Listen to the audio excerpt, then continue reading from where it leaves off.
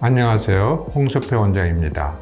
안검하수 수술 후 여러 부작용이 생길 수 있는데, 우선 안검하수가 과교정이 되면 놀란 눈 모양이거나 강한 눈 모습이 되며, 기능적으로도 눈 감는데 문제가 생겨서 안구건조증, 안구 통증과 같은 증상이 생길 수 있습니다. 또 안검하수가 저교정이 되면 여전히 졸려 보이는 인상을 주고 쌍꺼풀은 큰 쌍꺼풀이 만들어지게 됩니다.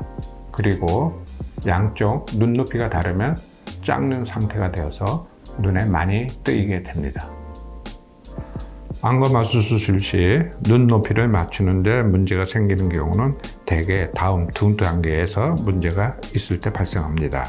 우선 수술 전에 안검하수 교정량을 측정하고 수술 계획을 세우는 단계에 오류가 있는 경우입니다.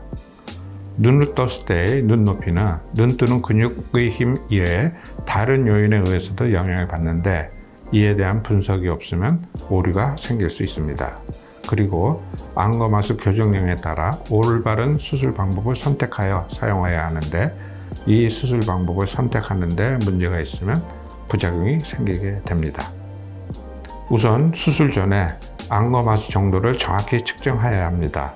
아래를 보게 한 다음 눈동자를 움직여서 정면을 보게 했을 때 눈꺼풀 위치를 보고 판단하면 됩니다.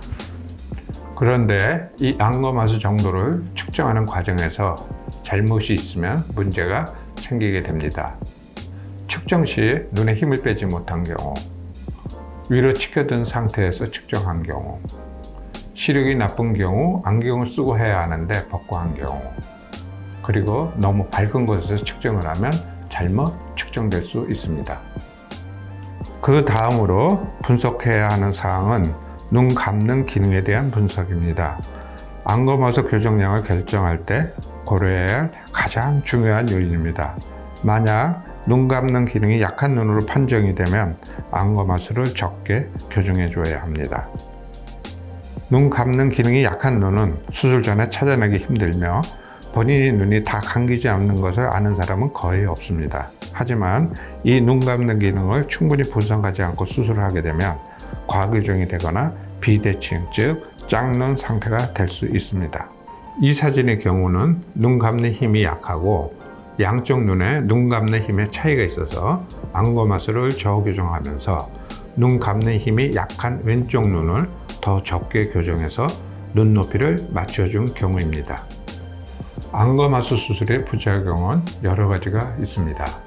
이런 부작용이 생기더라도 안검하수 재수를 잘하고 경험이 많은 병원에 오셔서 어떤 부분이 문제인지 확실히 판단하고 재수술을 하면 문제를 개선하고 제대로 교정할 수 있습니다.